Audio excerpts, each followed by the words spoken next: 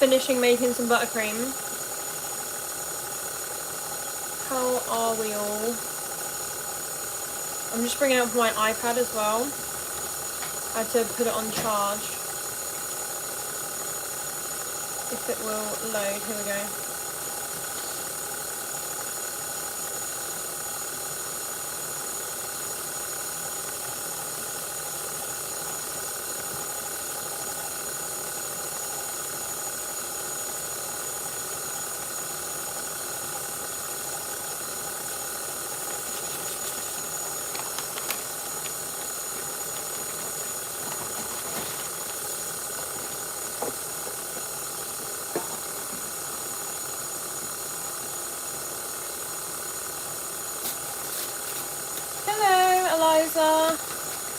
We've sorted out the signal today, so you guys can actually see me, which is great. So yeah, we shouldn't have any issues today because I've sorted that out now. Hi to everyone that's joining. I'm literally just finishing off making a bit of extra buttercream, and then I'm hoping that we won't have to make any more. I'm so glad I made this live because I missed the one yesterday. Honestly, you didn't miss much because it was so blurry. But like I say, we've sorted that issue out, so we'll be alright today. Look, you can see like the icing clouds. But yeah, so we're making some white chocolate buttercream. Hi, Susie. Right. That is pretty done. That's silver spoon for ya. Silver spoon just goes everywhere. I hate using it, but I still use it literally every time. I need to start using Tate and Lyle. Right, I need to run to the microwave to get the white chocolate because we're going to mix that with the buttercream.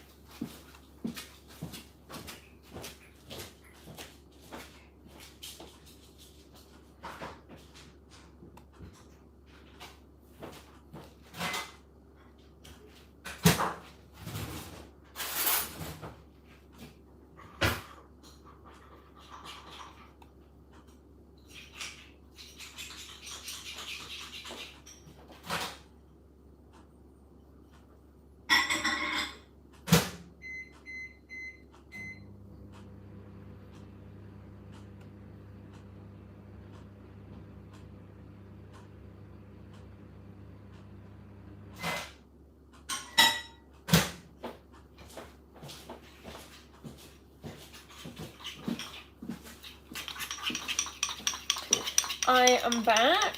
So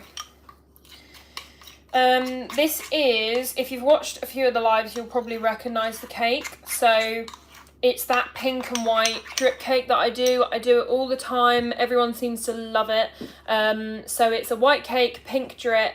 I use colour mill for the drip, so we'll be using that today. And it's got like some pink flowers on it. It's got some gin bottles. It's got different ones to the last few times. And then it's got the same chocolates. So it will be very similar, but you just get to see me do it again. So, where is our colouring? So, we are going to be using this colour mill. They leak so bad. It's just so annoying. Every time I look at the bottle, it just annoys me that it leaks that much, but it's fine. Hi, Chelsea girl. How are we? How is everyone? Right, so the buttercream is made. We're just going to add this white chocolate to it, and then we can get on and start icing. For anyone that wasn't on the live yesterday, I managed to finish that cake within an hour, which I think was a record considering I was on live, and whenever I'm talking to people and decorating, it always takes longer. But yeah, so managed to do it in an hour, and then the other like half an hour was like just chatting, and I made something on the Cricut. I made a cake topper, which we actually need to make another one today. We've got to make some cake pops. Again, they're not cake pops. I always just use chocolate pops for this cake, because One, I don't charge any extra for them because it's chocolate, whereas if it was cake then I'd charge extra because then I have to actually bake extra cake to go in them. So people prefer to just go for the chocolate pops because obviously it's cheaper. So yeah, they're just solid chocolate, but we need to make some of those because I haven't made them yet. So we'll be using the moulds to do that. So that is mixed, and then I just need to add the white chocolate. I managed to get my hands dirty already.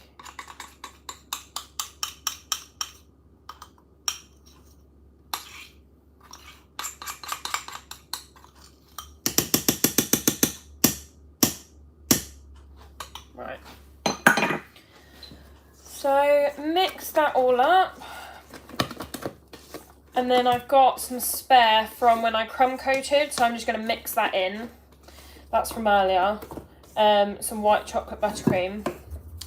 So I have a little bit left over there. So I'm going to add that in. And then I just have more. Yeah, because I made too much for the crumb coat. Because it's double chocolate, the cake, I do... oh my, I just bought your tote bags and oh my god, I can't wait for it to come. Oh my god, that's so exciting. It's because I'm not live on my phone, so I can't see like any notifications. But yeah, that is so exciting. Thank you so much. I love the tote bags. I have the, you know, the Sweet Things by Amy one in black that was in the photo shoot. It's in the photos that are on there. That one, I literally use it every day. I love a tote bag. I hate using plastic bags. I'm like a stickler for it. Even if I literally don't have any in the car, I will force myself to carry my shopping, even if I'm like just carrying it and I'm gonna drop it, just because I hate using plastic bags. It really annoys me. So yeah, I'm loving the tote bags. I used it for my baking stuff yesterday. I had to go and get some last minute supplies like butter and some icing sugar, and yeah, I used it for that. Absolutely love it. So that's so exciting. Well, thank you. Do you usually bake at night? So I don't bake at night ever. What I have kind of like a routine where basically if the cake is say for tomorrow, I had a wedding today, so my schedule is a bit messed up because we got back from the wedding at like 2:30. But basically if I am home for the day, I'm not like out for some reason, then I will bake first thing in the morning. I will crumb coat at 12 and then I will finish it at 6. So I don't bake anything usually in the evening. I always try and bake in the morning just because I'm always really tired in the evening. I never want to be waiting for the oven. It's such a tedious task. It's my least favourite part. I like the decorating, whereas like the decorating, literally I could be up till midnight and I would happily do it just because I like doing it. But I definitely don't want to be actually baking cake layers at that time. And it's usually quite rare that I do. Yeah. Just because I hate the baking section of the thing. Do you have to have a health inspection every year? I don't think you do. You definitely have to have a regular, like a redo, but I don't think it's yearly. Because I know there's a couple of people who I saw that they got like 5 stars and then they haven't like posted about anything since, so I feel like you don't. But yeah, it's something to double check because I've got no idea, but I'm pretty sure it's every few years. I don't think it's yearly. One, because I don't think they'll be able to keep up with it, like the actual council, because there's just so many restaurants and businesses. And 2, I'm not sure that much would change in a year. I think if you get a new premises, so say like I moved out of here and started working somewhere else, I think then I would have to have a re-inspection, no matter how much time it's been, because it's a new place, so they have to like re-inspect that place. But I'm pretty sure if you're in the same place, it's not yearly. Right. Have I run out of that? That's worrying.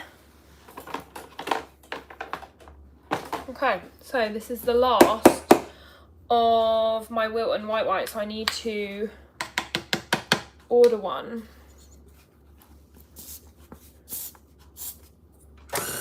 I'm just mixing it up a little bit with the white chocolate.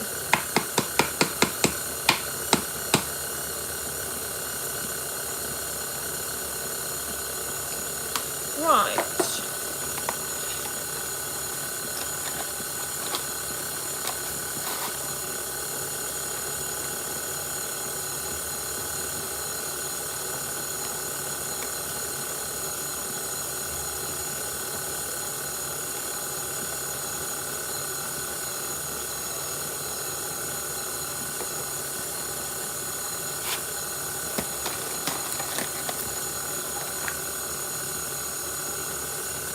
Right, I'm going to wash my hands and then we're going to start icing.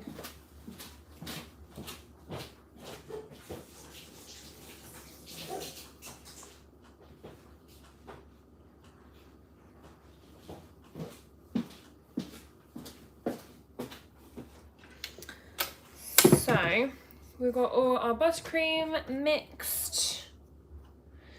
Have you tried to bake macaroons? I have indeed, and it went okay. They tasted, I mean, I thought they tasted really good. However, I still just preferred the shop bought ones. And when I worked out how much I would charge for them, because people don't like paying extra for macaroons, this is something that I learned very quickly. People do not like paying extra for them, and I've never actually sold mine for that particular reason. But I can buy a pack of like 10 to 12, I think it is, macaroons from Tesco's. They're already made, they're frozen, so I can literally take out 2 if I want to, and they're £3. And I know, like, obviously they're not homemade, but I never claim that they are, because yeah, it's just so much easier. They're already done, I don't have to worry about it. There's no worry that they're actually going to go wrong, because literally anything could go wrong. You could have a random issue and you're just unlucky and they go wrong that day, and it's like, I don't want to be worrying about that. So I just buy mine, because yeah, I have tried and I just didn't think it was worth it for the outcome. Even if they turned out absolutely perfect, just the hassle of having to bake them and everything, I just thought I'd rather just buy them. And I do tell people that I buy them, I say it's £3 for a box of macaroons, so that's what you have to pay extra. And then they pay that on top of the cake. Whereas the chocolates, I never use a whole bag of chocolates on a cake. So even though it's £1, I don't include that. I have worked out my own like pricing guide, because if I was to do each packet of chocolates, it would add up, and I use so many chocolates on my loaded drip cakes that it would cost so much, and I'm not using a whole packet. So I just charge like a base rate, so like say £5 for chocolates, and then I can use loads of different packets, and then I don't have to worry that I'm like not charging enough for it. But macaroons I do charge separately, just because you do have to buy a whole box, and typically no one wants the pistachio ones. Everyone always wants the chocolate raspberry and salted caramel. And obviously once you've used those, I've got this £3 box of macaroons that I'm not going to use. So I always get them to pay for it, because then it covers me for all of the flavours that they want. Do you always do American buttercream or Swiss meringue? I only do American buttercream. It's easy. I like the taste of it. So does everyone else. And yeah, it's just so much easier, less hassle. Like, it just means I'm making the same thing every time, so it's a lot easier. Right, cake out of the fridge.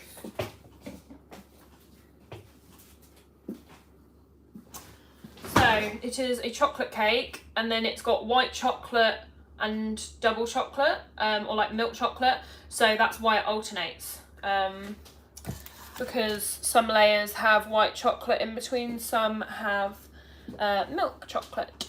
So I need a sip of tea. I haven't had tea all day, and I've literally been gutted about it, because we got back so late from, well, not so late, but like by the time I actually got round to actually sitting down after the wedding this morning, I just didn't end up having a tea. But tomorrow we also have a wedding, but we're not starting until 9, and we get back at 2. And I'm actually going out tomorrow night as a birthday thing, so you might see that on my stories. if you follow me on Instagram. But we're going to an adult, what's it called? Like an adult play area. So it's basically, imagine like an adult arcade. That's what it is. So it's like, there's, hi Freddie, there's like dance machines, there's free arcade machines, so like you can use the penny machines for free. And there's like an adult soft play, all this stuff. So yeah, I'm very excited for that tomorrow. I did consider doing a vlog, so you might see a vlog if you're interested. If you're not interested, then I might just leave it, but yeah. Do you ever make cakes with fondant outside? Because I always find they're really hard. That is why I don't do them. I leave it to the experts because they are way too stressful. So yeah, that's why I just leave it, because I don't know how to do them. So it's just much easier to just not do them at all. Are there any customers who want their money back? I've never had that, and I hope that I don't. Yeah, I think it's, you want to make sure that you don't give money back straight away. There's got to be terms. So when it comes to people wanting refunds, you need to get the cake back if they want anything more than 50%. If they've eaten the cake, then they do not get money back, because a lot of the time people do try and get cakes cheap. So what they'll do is they'll say that there's something wrong with it because they only ate half of it, and it's like, well, you've eaten half, so it must have been fine. So yeah, make sure you're not giving money back when people are actually eating the cake and they just want a cheap cake. Because what it is say I charge someone £60, they might go, well, I don't want to pay £60. They only want to pay 30. So what they do is they say that there's something wrong with it, and then they get the money back. Obviously this isn't every customer. If there is something actually wrong with it, then that's also fine, but it is very commonly known that sometimes people do make stuff up. But yeah, it really depends on the circumstances, I would say. But yeah, I've never had anyone wanting their money back, which, touch wood, won't ever happen. Do you sift your icing sugar when making American buttercream? No, I don't. I find that you sometimes have to sift Tate and Lyle. This is Silver Spoon, so I never have to sift it, which we love. That's usually why I use it. Although it creates icing clouds, you don't have to sift it. But Tate and Lyle, occasionally I don't have to sift it, which is lovely. So yeah, it really just depends on the batch, really.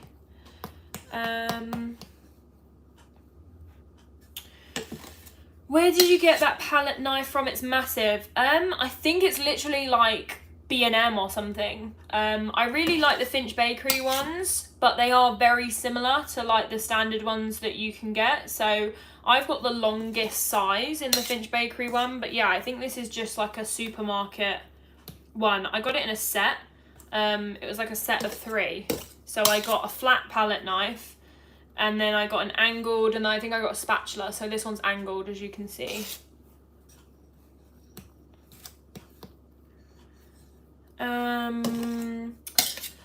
How many cakes are you making a week? Typically it's about 5, and then I have postals, and then there's some weeks where I don't take on as many. So like this weekend, I knew that I was out tomorrow night, so I can't take anything on for Sunday, because I don't want to be, I can't obviously have anything going out on Sunday, because I won't be able to make it, because I'm out tomorrow evening and tomorrow morning. So there's times where like if I'm out, then I know I can't take it on, but most of the time it's like 5. I have had weeks where I have 12 in a weekend, but yeah, it just really depends. But on average, it's usually around 5, which makes about 20 a month, roughly. But yeah, that doesn't include any like postal orders, anything like that.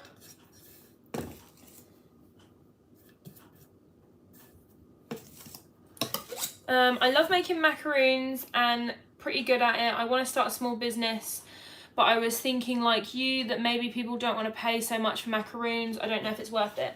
I think it depends on the service. If you're selling macaroons, like obviously I'm not selling macaroons, I'm selling cakes. So people don't want to pay like £10 to put some macaroons on their cake. Whereas if you are a business in selling macaroons, then you definitely can do well. There's obviously people that sell them as gifts, which I think is a really good idea.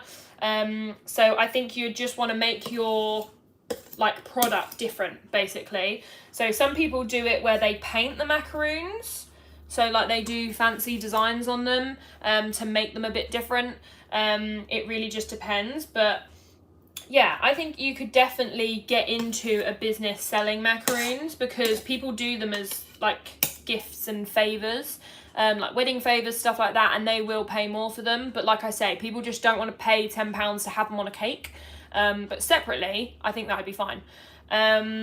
Sainsbury's do a ready-made fondant that's really easy to use and manipulate.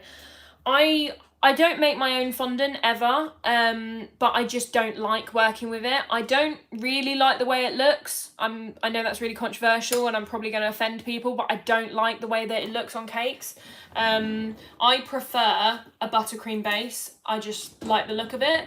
So yeah, if I'm ever doing a base of a cake, I never do fondant just because I don't really like it. But obviously there are people that do like it as a base, but yeah, so I've never felt the need. And also there's plenty of people that want buttercream cakes, so I don't need to make fondant ones because there's other people that will do that in my area, so I can leave that to them and then I can do the ones that I want to do.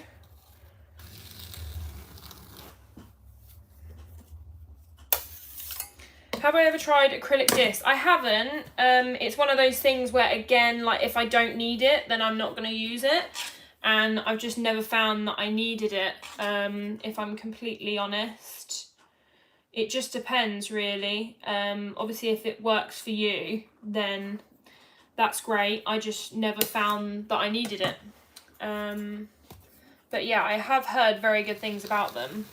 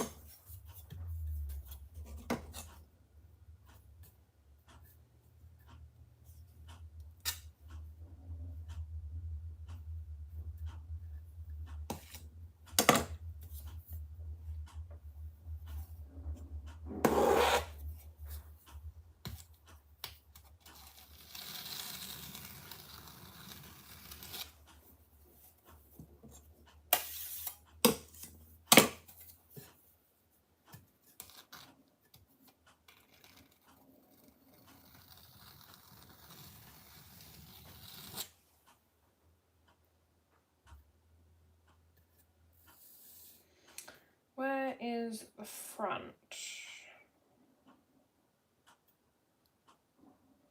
Here. Right, I'm just going to mark that as the front.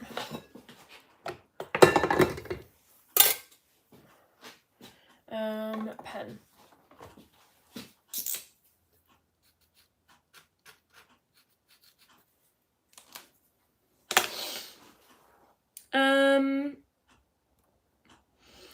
Are you using recipes from a book or the internet? I've never got mine from a book. I've got them from the internet. However, they aren't actually like considered anyone's recipe anymore, because as soon as you edit it, it is then considered your own. So yeah, they're not really any particular recipes, if I'm honest, because I've changed them so much because I just couldn't find ones that worked for me. There were so many people that were like, right, try this one, and I just had so many issues with recipes that I was like, right, I'm just gonna edit them. And then obviously now, because I've written them out myself, I just use them. But yeah, I never found any. I found that it was like a lot of trial and error. There were so many recipes where I had to mix two together because I couldn't find the right sort of thing. So yeah, recipes are a pain. But once they're all like, once you got your recipes down, then you're fine. But they just sometimes take a little while to actually get sorted. I feel like when I do fondant as a base, it looks cracked and sometimes rips, and I can't be bothered with it, so I just leave it and do buttercream. Yeah, that's the thing, like, I don't like the finish of it, even when it does finish all very, very nice and smooth. I just think it's more stressful. I can do a buttercream cake with my eyes closed, whereas a fondant cake, I cannot. So I'd much rather just stick to buttercream. For the extra, like, £10 or so that it's going to be, it's just not worth it for me. Yeah, because it just stresses me out. So I just leave it to the people that know how to do it, or just the people that take it on. Because, I mean, there's people that take them on and I think to myself, I would not. So, yeah, I just tell people that I don't do fondant-based cakes. And then usually they'll just take a buttercream base instead.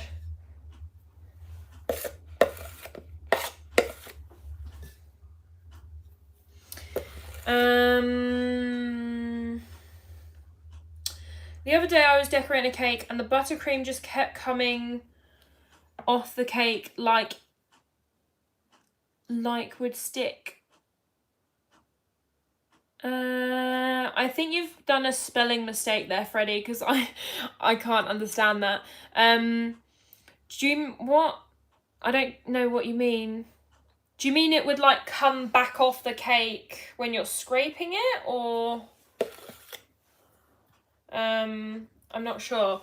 Usually it's something to do with how stiff your buttercream is, I think. If it's really smooth, then you shouldn't have any issues, but yeah, if it's really stiff, then sometimes it can just come straight back off the cake.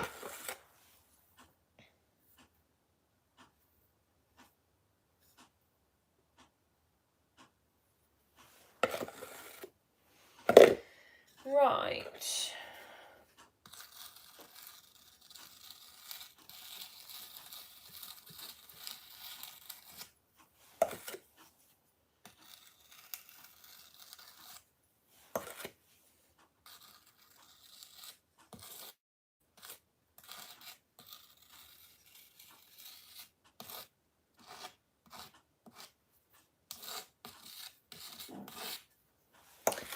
Right, quickly shove that in the fridge.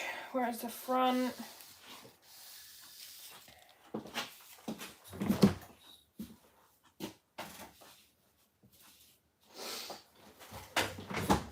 And we're going to melt our chocolate. So, using this.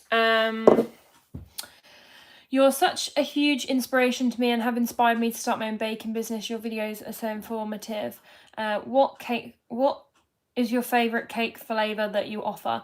Thank you, Jessie. That's really sweet. I would have to say it used to be white chocolate and raspberry. However, that has since changed to salted caramel. Absolutely love salted caramel.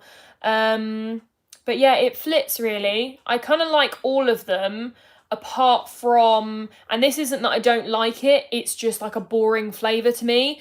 Victoria Sponge is a bit of a boring flavour to me. But obviously it is a traditional flavour. And double chocolate, if it's milk chocolate, I prefer, and the way I do mine is it has milk chocolate and white chocolate.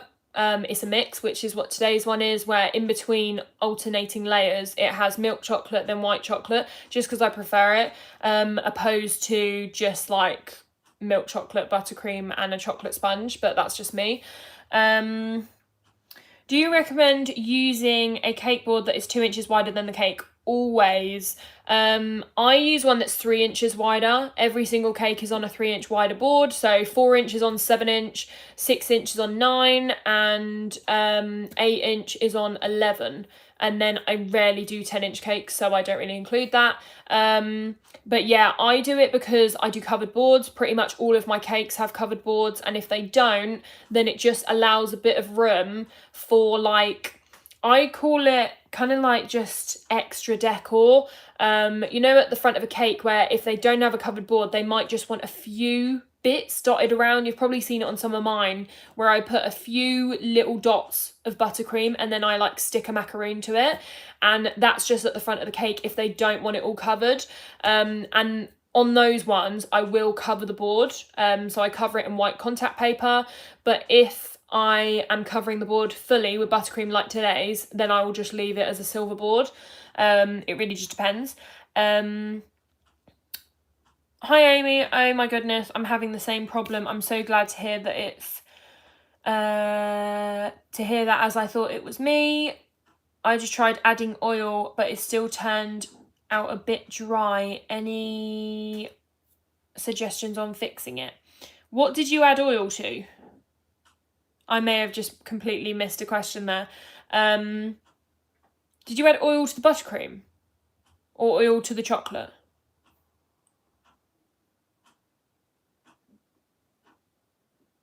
Yeah, I think I'm confused now. I'm really confused now. Because Freddie was talking about buttercream. So did you add oil to your buttercream? Added oil to your cake mix?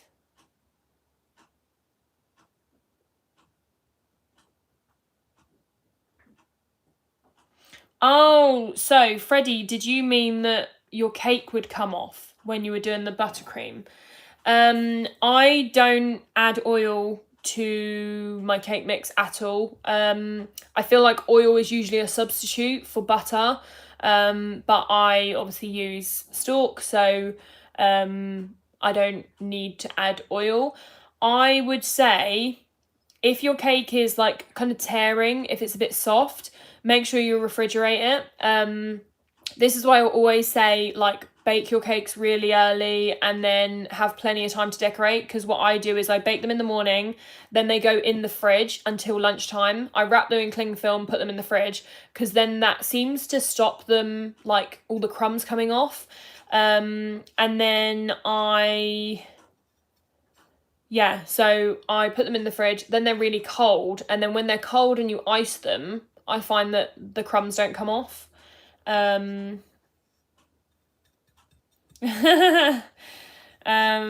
never tried sour cream or buttermilk. I'm currently have a 6-inch cake to crumb cut and decorate. I'm just fully procrastinating watching you instead of getting started. I mean, I don't blame you.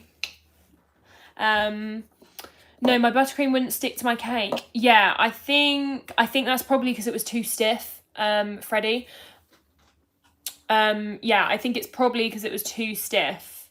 I usually find that if the buttercream's too stiff, then it's not going to stick. You want it to be a bit softer. I usually have mine quite soft. I just like it that way because it's way easier to smooth on the outside of the cake. So, yeah, I am going to melt this white chocolate spread now. But, yeah, I usually make it a lot softer so that it sticks to the cake a lot easier. I'm just going to move this so that it's not pointing, like, not at my face. But yeah, and I'm going to do the same as I did yesterday, where I go on TikTok after this. So if you don't follow me on TikTok, make sure you go and follow me on there, because I'm going to, after I've finished the live on here, if anyone wants to join and just like chat to me a bit more, because it's a little bit more informal on there and I'm trying to build up my following on there as well. But I'm just going to like do my washing up, tidy up in here, basically answer any questions, because I like to get the cake finished as like quick as possible, and then kind of I'm trying to answer questions afterwards, so that way I can finish the cake on this live and then go on to TikTok when I don't have to worry about finishing it, because I know that it's already done. And I'm also I need to do another topper, so for anyone that wasn't here yesterday, I will show you how I'm doing that topper again, because some people might want to see, because I know people seem to really like it yesterday, seeing how I made the topper on the Cricut, so I thought I'll show you again. So I'm going to pour, I've got really itchy nose, I'm going to pour a little bit of this out, because we're colouring it pink. So I can't do it in the jar like I normally do. So I think we're going to go for that. I usually always do too much, so it's probably too much, but that's fine. And then I've 20 seconds for the chocolate spread. I'm just going to do another 10 just as a little buffer. Where would you recommend having pop-ups in the park / festivals, etc.? I've only ever done markets, just because I think it's very hit and miss, and you never know how many customers you're going to get. So I like to do things where they're guaranteed. I've only done one market, which was a bit more informal, which I did not like at all. I didn't like the way it was run. I didn't like the layout. So the only one that I'm planning to do for the foreseeable future is the lifestyle show, and that's one that is in Buckinghamshire, and it's very well organised. It's kind of like a guaranteed customer base, because the way that they do it is they sell tickets. So rather than having walk-ins, because you're selling tickets, it's kind of more expected that people are going to buy something. Because if you think about it, say you're buying a ticket for something, you're more obliged to want to buy like gifts and stuff from said market or show. Whereas if you're walking down the street past a market, you can just go home.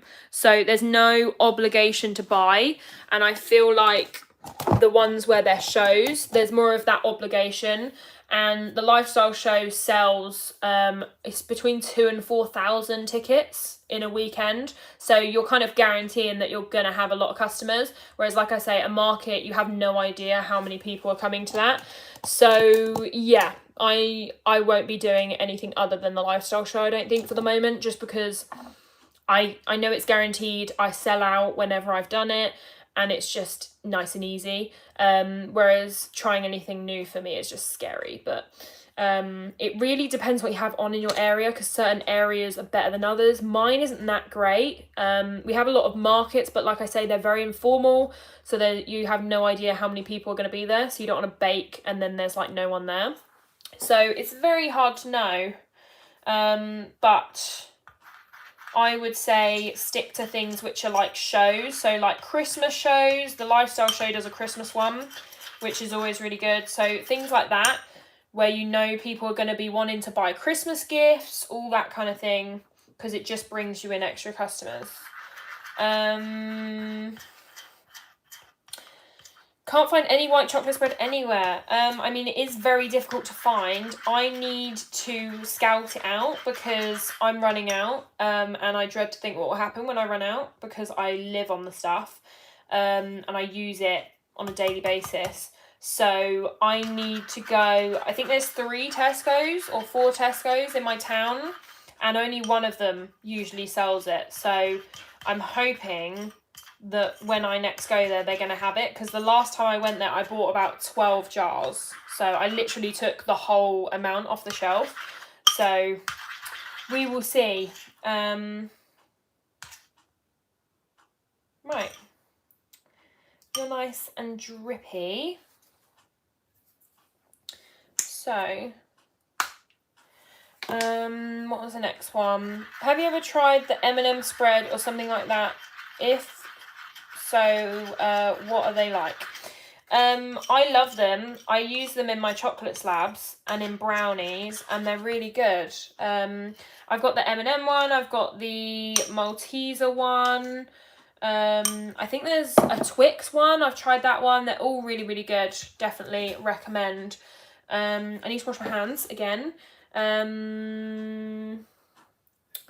Ever planning to come up North Manchester way? I think that's what that is. I don't know, if I'm honest. I would love to do a pop-up shop, like where you actually rent out a shop for the day, but I would need to actually have a big enough traction to do that, so that wouldn't be anytime soon. But yeah, I don't know. I do not know where the day will take me, so it really just depends. At the moment, I'm just not planning anything. I do want to do some kind of meet-up, but I need to like figure out a plan for that, because obviously if any of you keep up with the recent events, I don't know if at the moment I want to do a meet-up, because I worry about the recent events, but yeah, maybe in a few months I might like reconsider, but at the moment I'm a bit thrown off after this past week. Do you add milk to your buttercream? No, I do not add milk or water. Royal icing for white drip is definitely a good idea.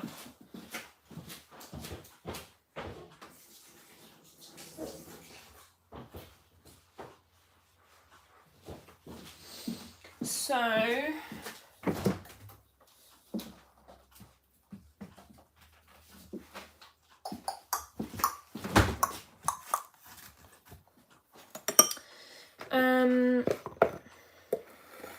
how did you come up with your style of bakes and cakes? Honestly, just like trial and error. I didn't really have a style until this year. Like literally for months I would just make any cake that anyone wanted. And then eventually people just started sending me my own cakes and they were like, I want this, and I was like, okay, sure. And then it just got to the point where now I pretty much do my own cakes. Like this cake I've done about 5 or 6 times now. It's exactly the same design, everyone orders the same thing, they just changed the alcohol bottles, so most of the time it's pretty similar. The one I did yesterday, which went on my Instagram today, if you follow my Instagram, the ombre Biscoff cake, that one again I've done loads of times, but I think after you've done a particular cake a few times, people that like it will then kind of like pick up on that and be like, oh, I really like that one, I'll order that. So yeah, I think it depends, but you kind of just make your own style as you go along. There's no real like way of doing it. It just kind of, you'll just find that there's a particular cake which people like and then you'll be doing it all the time. Not necessarily like deliberate, if that makes sense. Right.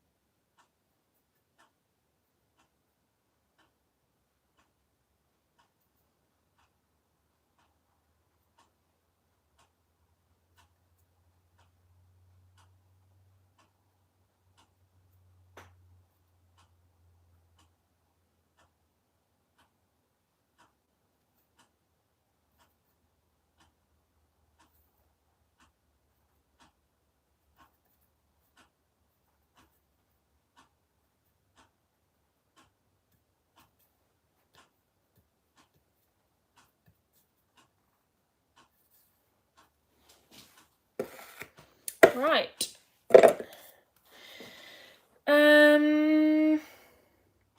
You can buy ready-made royal icing in the supermarket and loosen it with water. I've never heard of that. That's a really good idea. Why has no one mentioned that before? Right, so drip is done. We're gonna put all the sprinkles on it.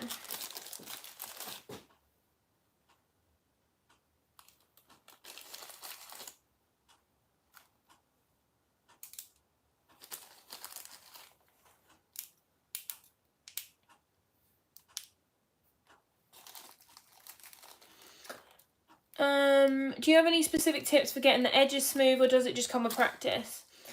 Honestly, probably just practice. But I would say it's also down to like your technique, like the order that you do things in.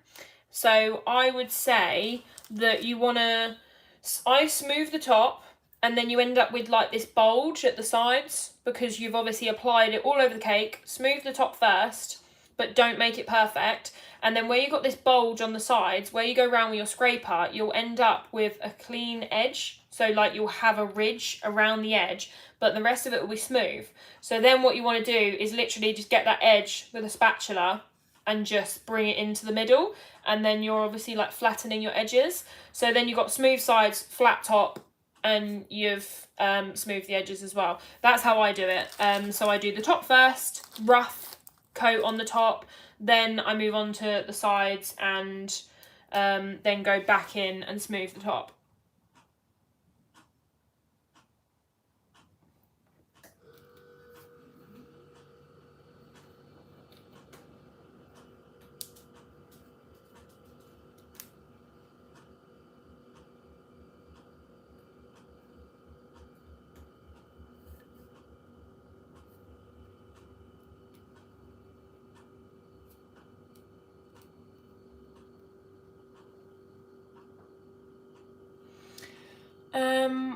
I love taking a sharp knife around mine once it's totally set and it leaves such a clean edge. I do that if I'm like not live, but if I'm live then like I want to just do it quickly, but usually I will get a sharp knife. I only do a sharp knife as well if it's not a drip cake. Otherwise I will just flatten it because that gets like a sharp enough edge for a drip cake because it's covered, as you can see, like the edges are covered. But if it's not a drip cake where the edges are showing, then I want them to be extra sharp, so I use a sharp knife. But yeah, for drip cakes I don't bother too much because it's hidden.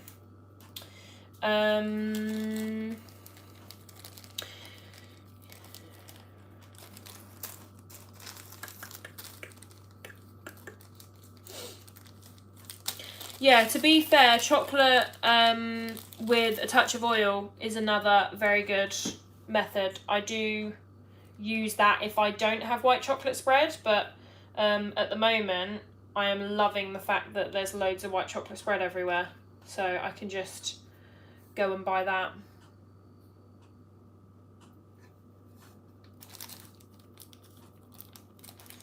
Right, buttercream time. So I'm going to put buttercream on the top. So we've got loads left over, which we love.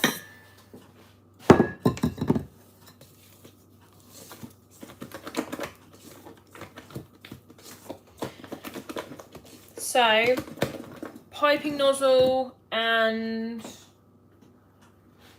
where is my piping nozzle? I swear I lose stuff on a daily basis.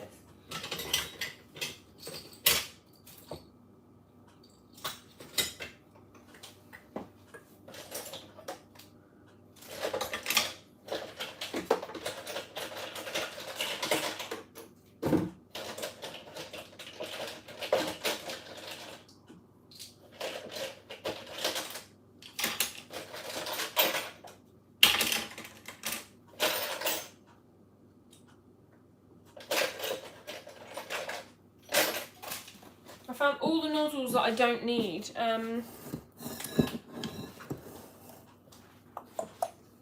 Right, bear with.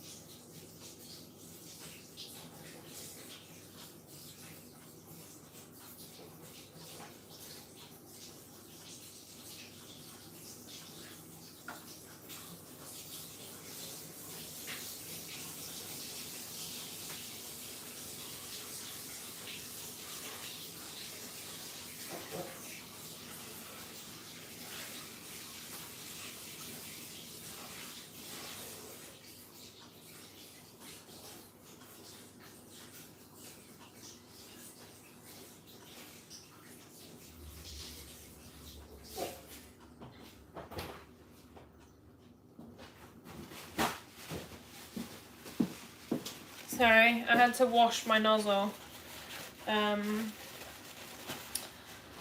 Right, where were we? I was just about to say that no point in getting it perfect if you're putting a drip on. I love when someone orders a drip cake because it just means that you can go, right, I mean, obviously it still looks perfect, but they don't realise that underneath there's those slight imperfections which if you didn't have a drip, you would have to clean up. but it's just the beauty of doing a drip cake.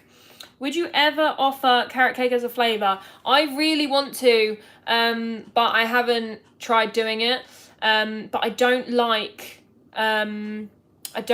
cream frostings, so it's only if I did it with white chocolate. That's what I do with my red velvet. I don't offer cream just because I don't like working with it. And also it has to be kept in the fridge. You can't keep it out of the fridge for longer than 4 hours, which is a pain because customers forget. So yeah, I never work with fresh cream. It's too soft for me, especially when my cakes are this tall. They're not strong enough. But yeah, so if I did carrot cake, I would have to do it with white chocolate buttercream. So yes, it's whether you can have it with white chocolate buttercream, I don't know. I mean, I would have it with white chocolate because I like white chocolate buttercream, but it just depends whether anyone else would. Scissors.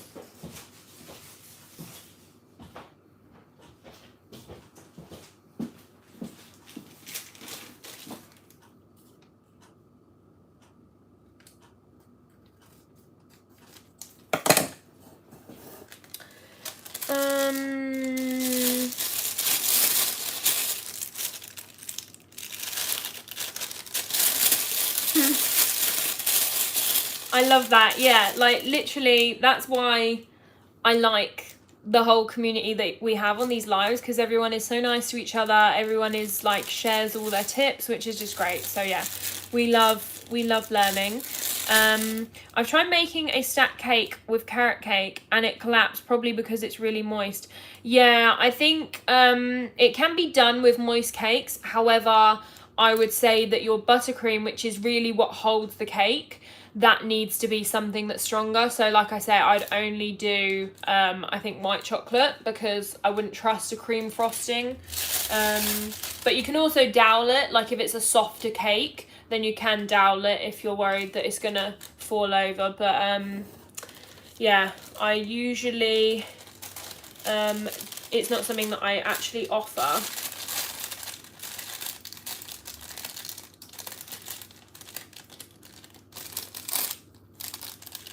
I hate making carrot cake when people order it. The carrots take so long to grate, and a lot of people love vanilla and lemon buttercream with their carrot cake when they order. Yeah, I think it's quite common to not have cream frosting. I used to know someone who made the best carrot cake, and I really want to ask him for the recipe, but I think it's really cheeky, but it was really, really good. And it was vegan as well, but you couldn't tell that it was vegan. It was just a really nice carrot cake. But yeah, I think it was like his mum's recipe, so I don't think I can nick it. But it was really good. And I don't want to have to try loads of recipes. So yeah, I might have to ask for that because it was really good. So we will see. If I start making carrot cake, you know why. When I do red velvet, I do vanilla buttercream and then give the option of cream cheese frosting filling and let them know how long it can be out for. Yeah, I know I can like tell people, which I know that seems really simple not to do, but like people sometimes just don't listen. Like I have people even sometimes say, can I leave this cake out of the fridge? And I'm like, no, like just put it in the fridge, please, because especially when it's a hot day. But yeah, I just don't trust people and I don't want the message saying it's collapsed. And also, it's just hassle. Like, again, if people don't ask for it, then I don't do it. So, like, cream cheese frosting is something that is more hassle because it's not just American buttercream. So I can just say that I don't offer it and people will be like, oh, okay, I'll have white chocolate. And I'm like, good.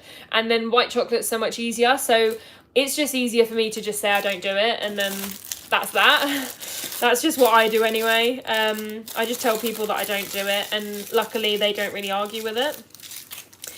Cutting all the pecans, oh my god. Yeah, so much faff. So much faff. Can't deal with it. Right. How did I do this last time? I think it was roses.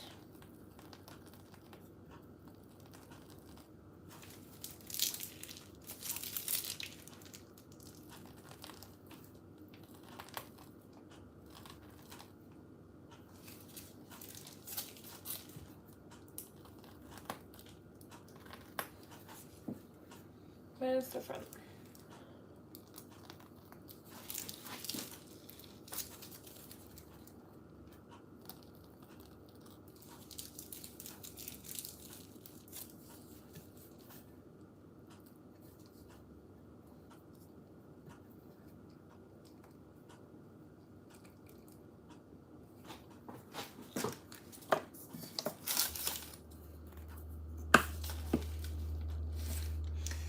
I've also heard a lot of stories of people saying that their customers didn't put it in the fridge despite them telling them to, and then they blame them when they collapse. Oh my god, yes. Like, luckily, I've never had any bad experiences with a cake. Touch wood. However, I hear so many horror stories and I'm like, just put it in the fridge. Just do it. Like, I just don't trust people. And the less things that I give someone to mess up, it just makes my life so much easier. So it's like, literally all they have to remember is to put it in the fridge. And luckily with buttercream, if they don't put it in there, all it's going to be is a little bit soft. However, if they do that with cream cheese, it's just going to collapse. Whereas with American buttercream, it will at least like still stay up. That piping sound is so satisfying. Is it? I didn't realise you could hear it. Can you hear it? Where's the front? I thought I had my gate go. That freaked me out then. I was like, my gate should be locked. I saw a video on YouTube today and the lady said that powdered food colouring is the best for buttercream because it doesn't change the consistency. Do you ever use powdered? I've never used powdered. However, I know what she means, but it can be avoided. So you need to just use stronger colours. So like Colour Mill is stronger, Sugar Flare is stronger. So that basically means that when you add the tiniest bit of colouring, you're not going to change the consistency because you don't need to add as much. Whereas the cheaper the colouring, the more you're going to use. And like, this is the argument that I always say to people. Yes, Colour Mill is more, but you use less of it. So it means that you're buying it less often. Whereas I buy Colour Splash all the time, and that's because I use so much of it. Whereas if you're using a lot less, then you're going to be buying it a lot less often. So yeah, I would recommend investing in some good colourings. My auntie cut the top of her finger off when she was cutting pecans and walnuts in half. She swore to always buy them halved. Oh my god. Yeah, that would be me, which is why I do not do it.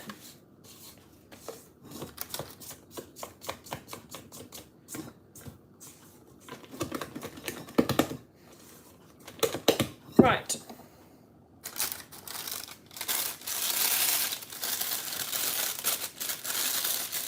A lot of people like to use their cake as part of their table decor, definitely, which is why I don't use anything that's soft. I refrigerate my cakes until they're collected so I can get away with them being out, whereas I know a lot of people where they don't refrigerate their cakes overnight, and like this cake tomorrow, it will be in the fridge and it will be staying in there until it's collected, whereas usually people tend to leave them out, which is where the problems arise because you're leaving it out for way too long, and then the customer's traveling with it home and it's wobbling. So that's why it's always best to have it in the fridge overnight, because then it means even if they don't keep it in the fridge, it's going to be solid.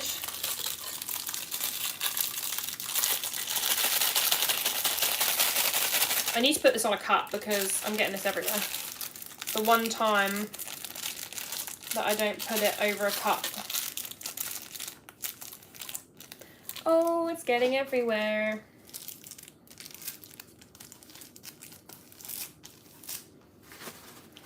Where's my tissue?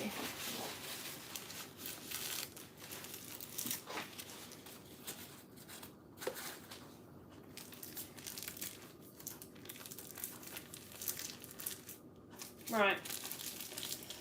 Here we go.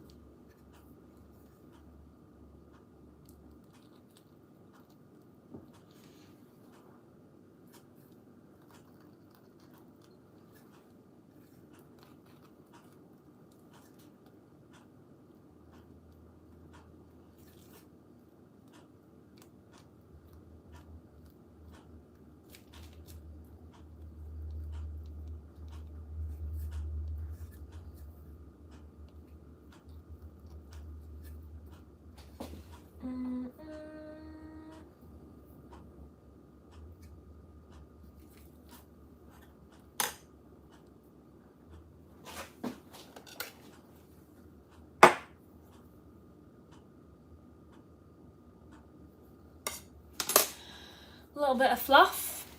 What piping tip is this one? So the one on the top in the white is the 2D, and then this one is just a star nozzle. It's one off Amazon. It's not actually labelled, but I don't know if I can't show you because it's covered in buttercream, but it's basically like a 12-point star nozzle. So yeah, it's very similar to quite a few standard ones that you can buy.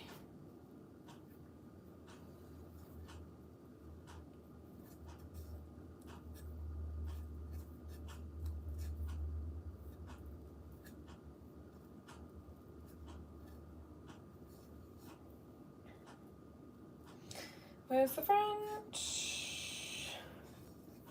Right. That's the front. So we're done for piping.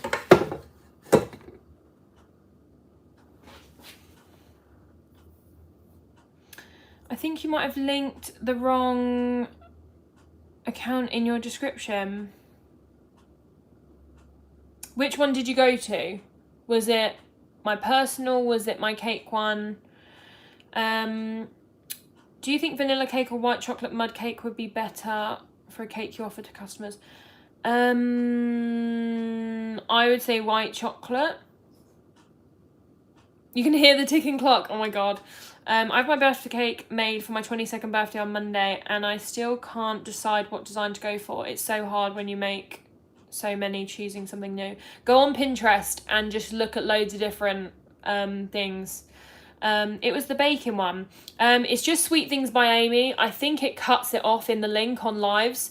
It's never the right link on lives, I don't think. But yeah, it's just Sweet Things by Amy. I need to wash my hands and I'll be back.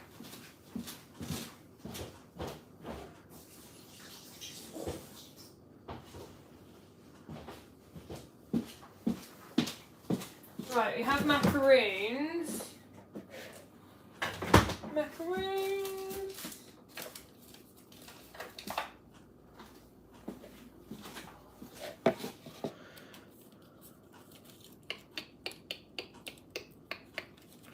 Right, I'm going to put some gold leaf on it.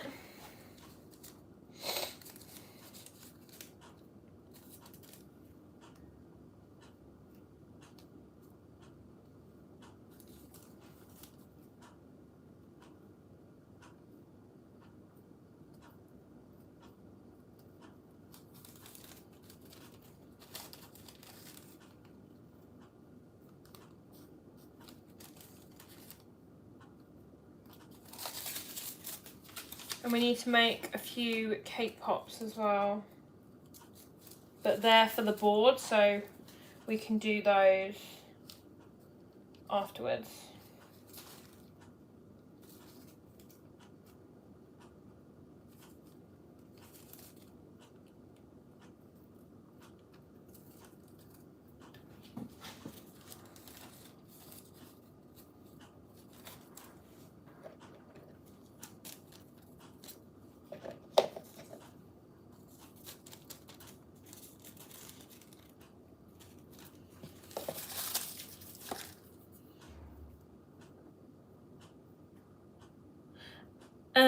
I only do, so I only do even numbers for my cakes. So 4, 6, 8, 10, 12, etc. So I would have a 12-inch board with a 9-inch cake, and then I put it in a 12-inch box because otherwise the board will move around, which you don't want. And also, by using a bigger board, it also means that people are less likely, when they're holding the box, to touch the sides of the cake. Whereas if you've got literally a box that is really close to your cake, then you're more likely to damage it. But yeah, less likely if it's bigger. So I need to plug in my phone. Right. So I'm just double checking the cake that I'm copying, so that I know what I'm doing.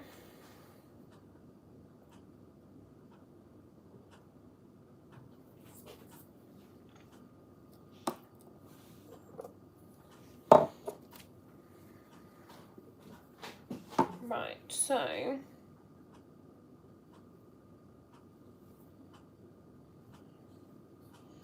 I'm gonna do, it's probably easier.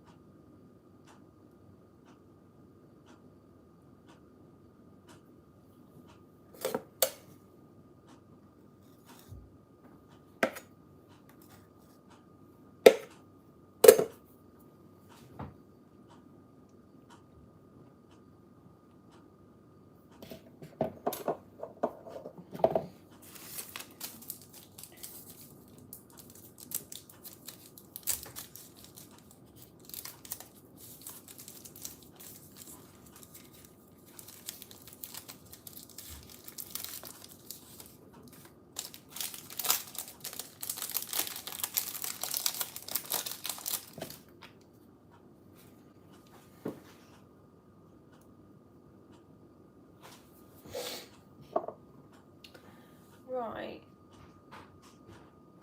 so I'm going to lay that down and then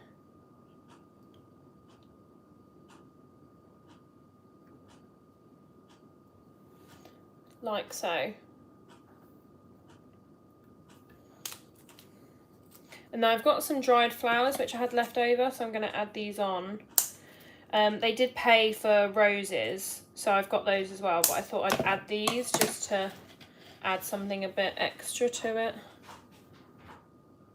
So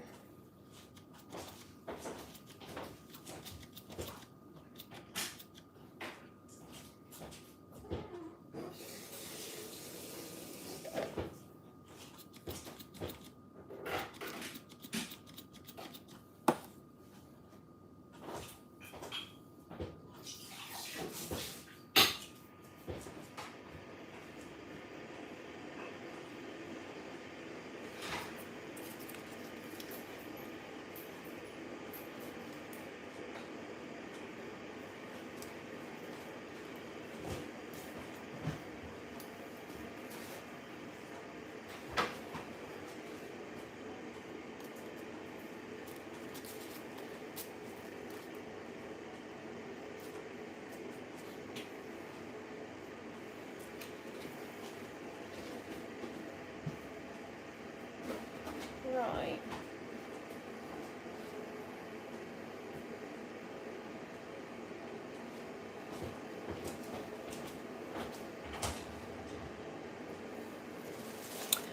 So,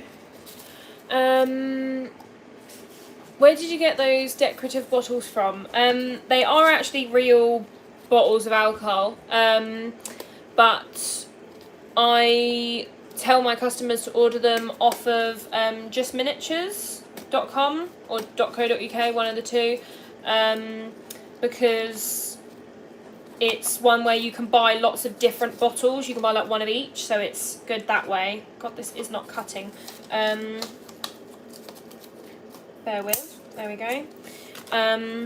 So yeah, I tell them to order them off of Just Miniatures, and then they get them delivered to my house. You're not allowed to supply alcohol to customers unless you have a license, which I don't. So I just get them to deliver them here. Or people do drop them off, but that's more hassle for them, so I just give them my address. Do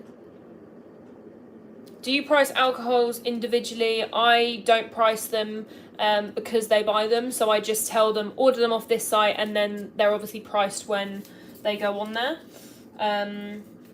But yes, that's kind of how they work it out.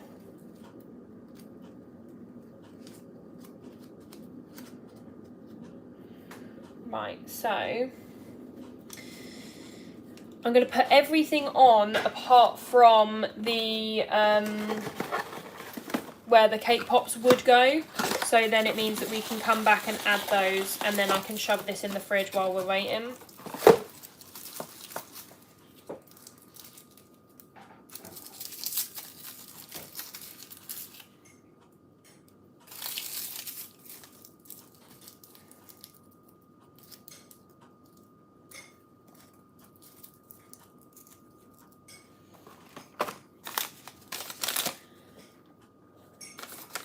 I had a nightmare the other day. I had a 6-inch cake in an 8-inch box, but the box fell onto the cake at the sides and destroyed my drips. I need to make sure I have at least 3 extra inches on the cake board.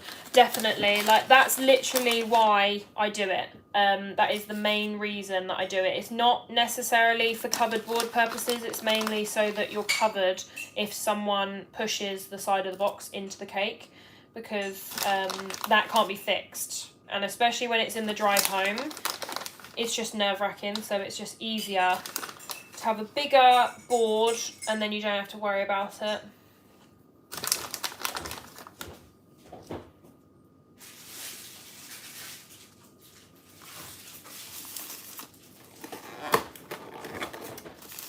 So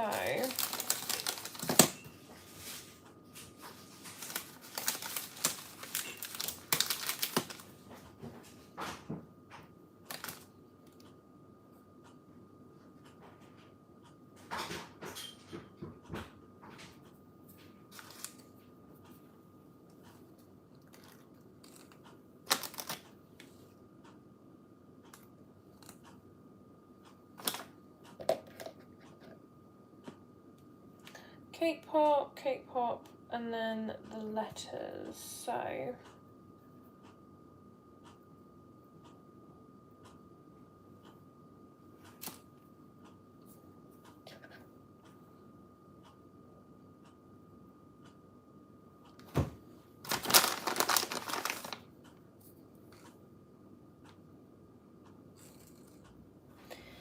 and then I'm gonna add some chocolate fingers. Oh my god, thank you so much. Thank you, Chelsea girl, that's really nice, thank you. I never thought about the fact that I don't have a liquor license when adding bottles to my cakes. Yeah, like, it's surprising how many people don't know about it.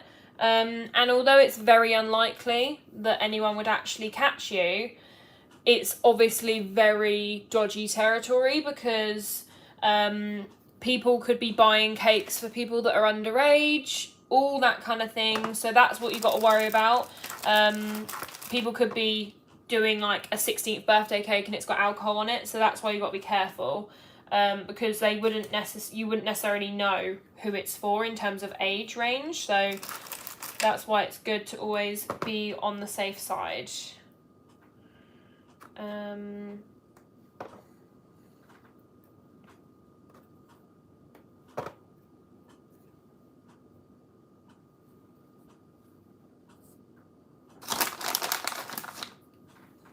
Oh, dropping buttons.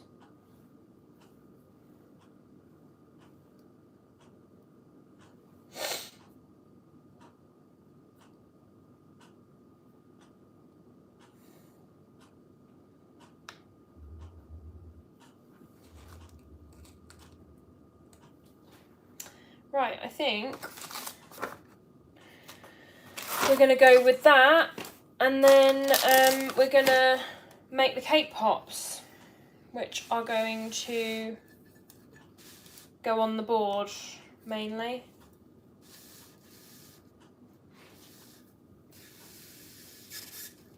So this is it so far. As you can see, it's got the macaroons, chocolate, and then we will add more to the front section, which will be all cake pops pretty much.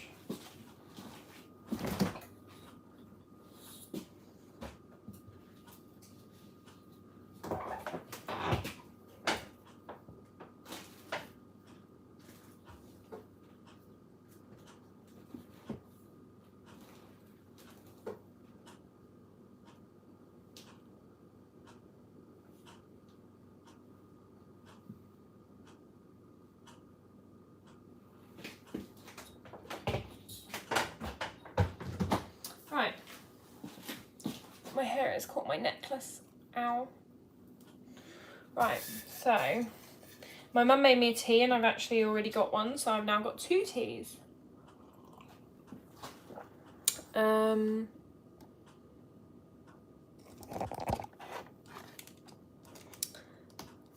Let me bring the chat back up on my iPad.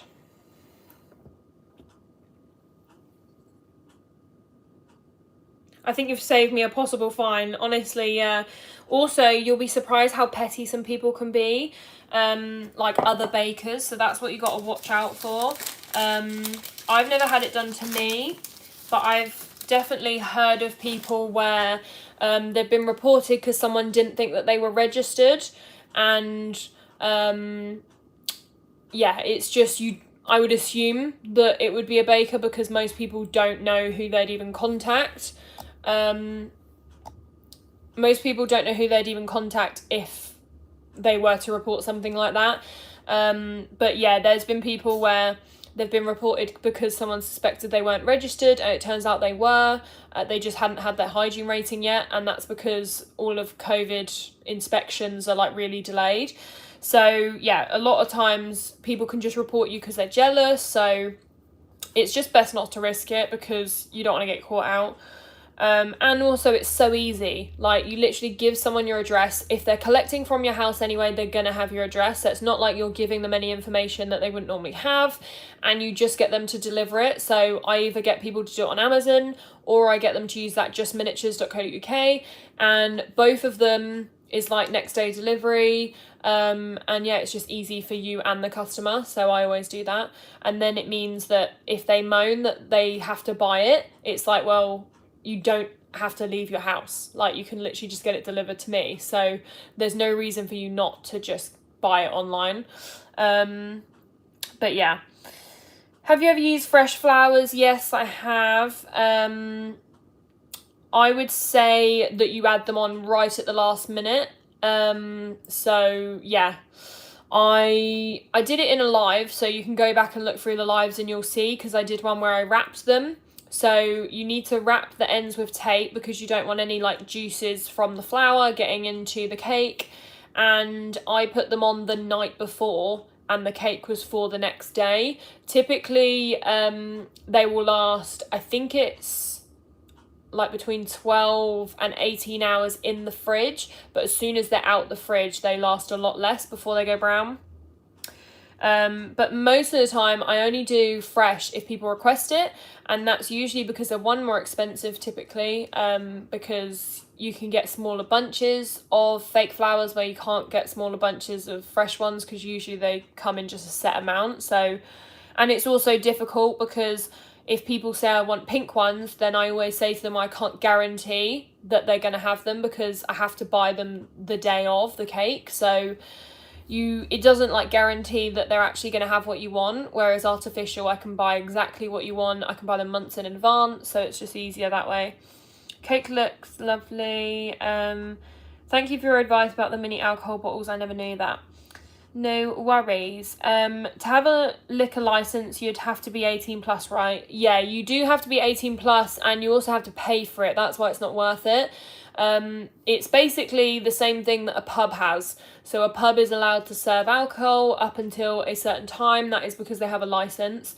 So yeah, you'd have to have a license to supply, which I'm pretty sure have to pay for, which is why no one does it, because it's free for me to get someone to order some alcohol bottles to myself, and like just get it delivered to my house. And it cost me money to have an alcohol license, so it's just not worth it. But yeah, right. We need to melt some chocolate, so I need to move all of this. So I need a bit of pink colouring. Don't need that. Don't need any of the sprinkles. We have a spare macaroon, so I'm going to eat that, because if anyone uses frozen macaroons, you know that once they're defrosted, you can't refreeze. And I thought I was going to use, I think it was 5, but then I only decided to use 4. So we have a spare. Right. Let's melt some chocolate. I'm going to wash my hands. I'm going to eat this, drink my tea, then wash my hands. And then we'll melt the chocolate for the chocolate pops.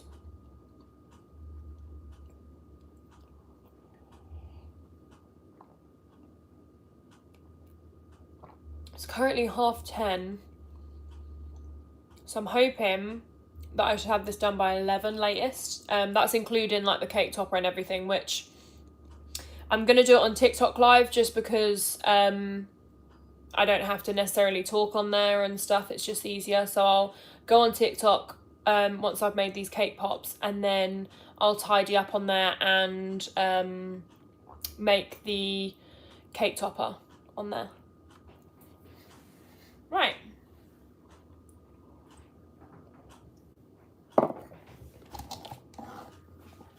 So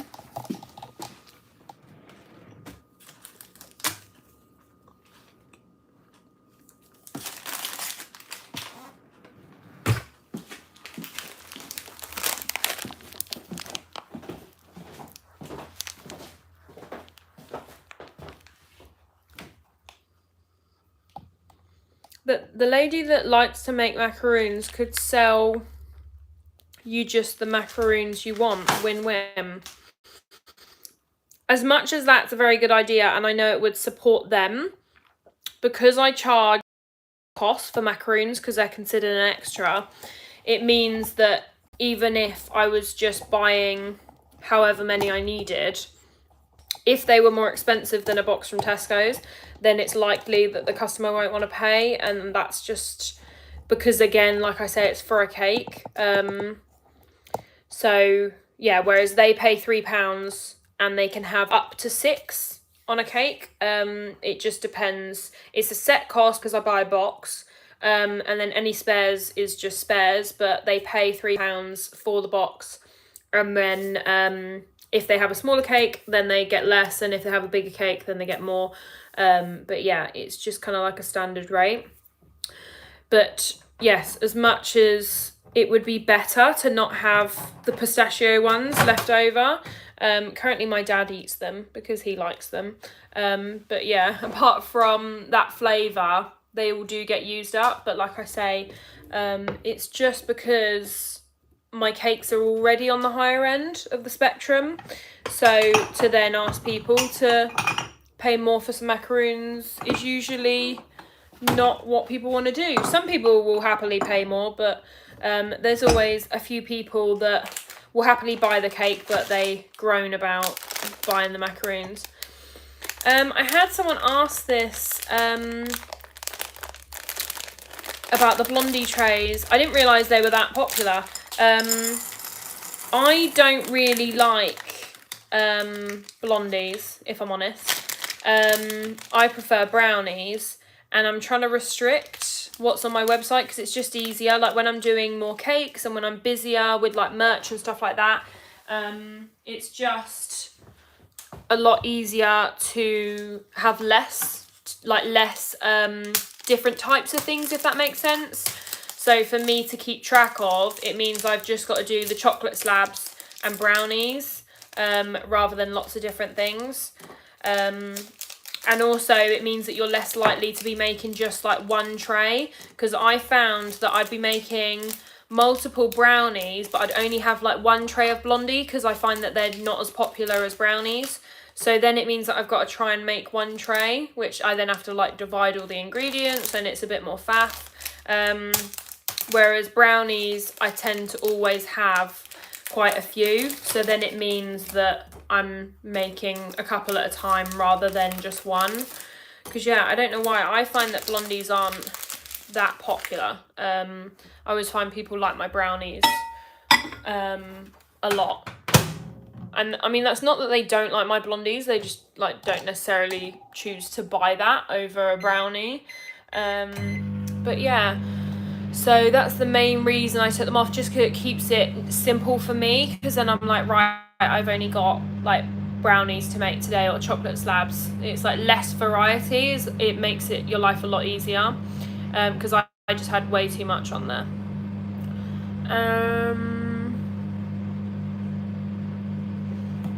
Verity, hey, late again. I'll have to rewatch from the beginning. It's alright. We're actually not blurry this time, you'll be glad to know. So you can watch from the beginning and you actually will be able to see what we're doing. But yeah. Melting this chocolate. I have a really shiny forehead, which I don't like. It's where my makeup is like coming off a little bit.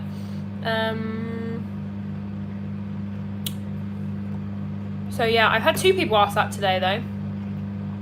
I had, I think it was an Emily, and she placed an order for a brownie tray instead. But yeah, will you bring back the rocky roads? I didn't think that people were as bothered, but it seems like now that I've taken them off there, people are more bothered. I mean, if it's a special request, I'll happily add it on there. But yeah, like I say, it's a lot easier to make things in bulk than it is if there's like a few boxes. So when there was a few boxes of the Rocky Roads, it was a lot easier to not make them, if that makes sense. But I might add them back to the website and see what they're like. I have, which I'm very excited about because I love occasions. I like things that you can like celebrate, if that makes sense. So they were really, really popular last year. I sold loads of them last year. The same as I did with my Valentine's trays, was Halloween brownies, because it's the one thing that no one was doing. So people were doing like your standard Halloween brownies where they've got like just writing on them, but they didn't have any where they were like custom designs. And I did brownies where I literally like made my own like Frankenstein in a brownie. Like I drew a Frankenstein out of chocolate, and then I did like a spider's web, I did a little graveyard, all that kind of stuff. But I've added those onto my website for pre-orders because I knew that they were popular last year. So it basically means that you can pre-order for Halloween, and it will be posted on the 28th. So it will arrive on the 30th, and that's the Saturday, and then the 31st, which is Halloween, is on the Sunday, so they will be with you in time for Halloween. So yeah, if you want to go and have a look at those, they're on my website and my Etsy, and that is Halloween brownies. So yeah, there was a question. I'm currently making a cake, but the chocolate drip won't drop. Is it and is just clumping at the top of the cake? What did you use to make it? Because I always recommend chocolate spread. Yeah, maybe the cake is too cold. I find I keep my cake in the fridge all the time. However, when I'm doing the drip, I take it out the fridge and give it like a couple of minutes. The Halloween brownies sound great. I think they're great. I love them, and they're so much fun to make. And they also come, they're £3. No, they're £2.75 each, whereas usually individuals be £2.50. But that's because, one, they take a little longer to make because they're personalised, and two, they do come with some chocolates in the box, like Halloween chocolates. The box is like themed. It's got like little stickers on it and stuff that are Halloween themed. So the box, and I think I'm going to change it this year. I think I might do like caution tape and stuff. So yeah, the packaging is also like Halloween based. £4 for 4 and £16 for 6. So yeah, I think I added like £1 extra onto my normal brownie pricing, which is just for the extra time taken, basically. But yeah, those are the Halloween ones. I love the Halloween ones. I'm going to order a brownie tray soon. Which flavour do you recommend? I'm going to shout out the popular ones. They're not necessarily ones that I like, but that's just because I'm really picky. Reese's is really, really popular. However, I personally don't like peanut butter, so I would never have it. But it is really, like, everyone loves the Reese's. And then Kinder and Nutella, that is a fan favourite. What else? Chocolate orange mix. So I do these two mixes. One is Milky Bar mix, so it's every type of Milky Bar. So that is Smarty Buttons, Milky Bar Buttons, the cookies and cream bites, and that's it.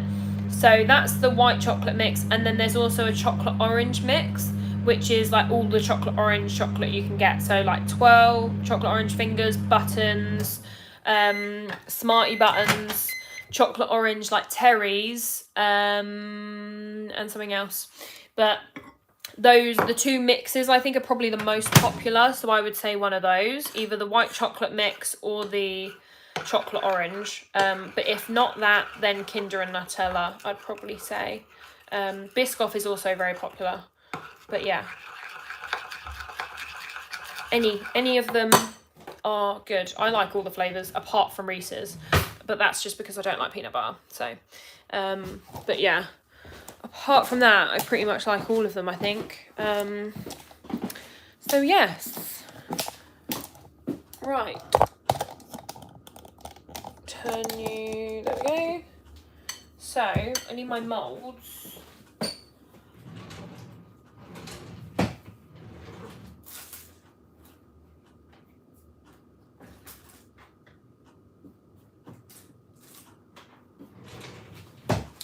Right, quick little plug as usual. So we're going to be using my moulds as we always do. What other moulds will we be using? If anyone's wondering, they're on my website. Go and check it out. That's where you can buy them. We have the number mould, which we're using. Clear streaming tonight, it must have been the 3G. Definitely it was. I figured it out basically last night. I went to my 3G in all my settings, and you know you can select what apps you want to use your 3G for. I stupidly hadn't selected TikTok or YouTube, so that's why they're both blurry, because they had no 3G and they're running off Wi-Fi. So yeah, we figured that out. So we had one blurry stream, but tonight we are good, so that's good. But yeah, we're using the number one. It's a 50th birthday, so I'm going to use the 5 and the 0 here. We're using the mini chocolate bars, also on the website, and we're using the twister mould. And we're going to do one of those. And then this one is not, this is the only one that's not on the website, but it's also the most common that you can get anywhere else. And that is the Geo Heart. So again, we're just doing one of those. And then we're going to do a couple of the little chocolate bars. I usually do that with the leftovers. So whatever I have left, I use for the chocolate bars. So the heart and the twister are both white, so we don't need to add any colour in.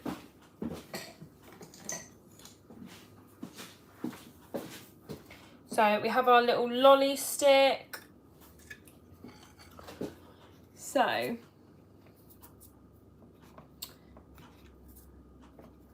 right, we're gonna do you first, and I think the twister.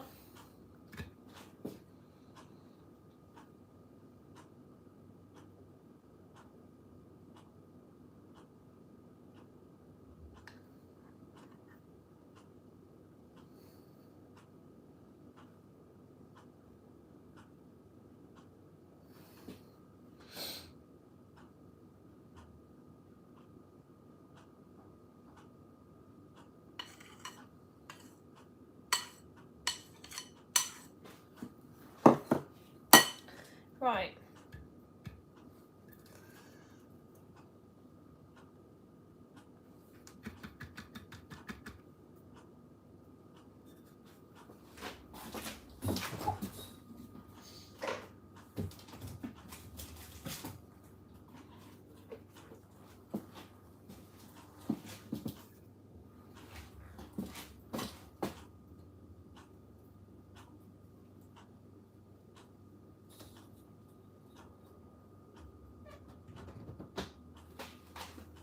Balancing act, trying to get that in the freezer.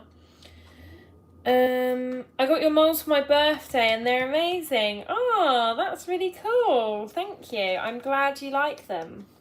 I love the molds. I use them on pretty much every cake. Most of my cakes have at least one mold, even if it is like the tiny little chocolate bars. They have something on them. It's usually very common that people add something on there. Oh, I think I missed that. I used to use chocolate chips. It usually works, but today it won't, and it's just much thicker. Did you add any oil to it? Because I would say if you're using standard chocolate, you would need a little bit of oil, even if it is chocolate chips. Yeah, I've never used chocolate on its own and it been like thin enough to drip, but that's just me. It might be different.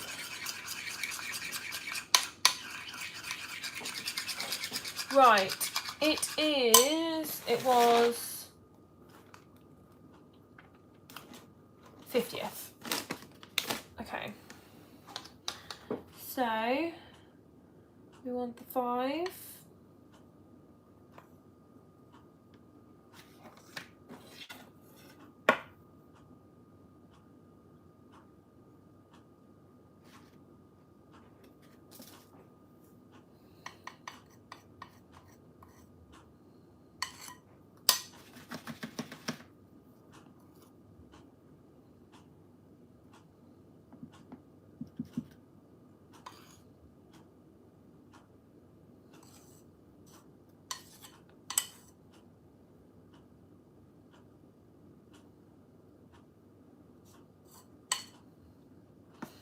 Right, we've got loads of chocolate left, so I'm going to use the little chocolate bar mould.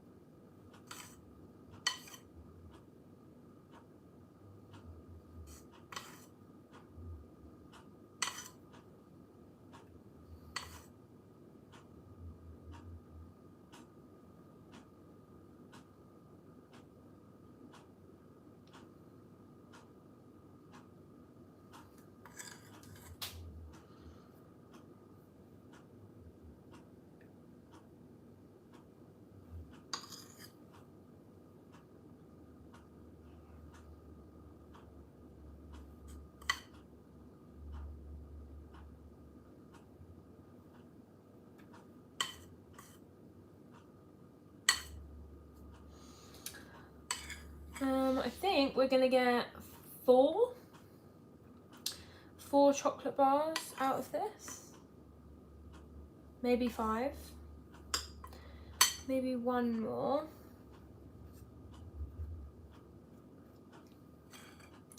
I'm literally spilling. Where I'm like putting the spoon back in the bar, I keep dripping chocolate everywhere.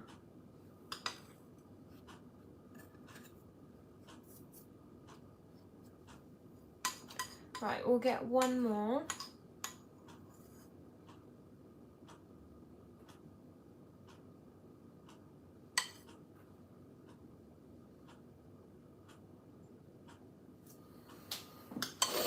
Perfect.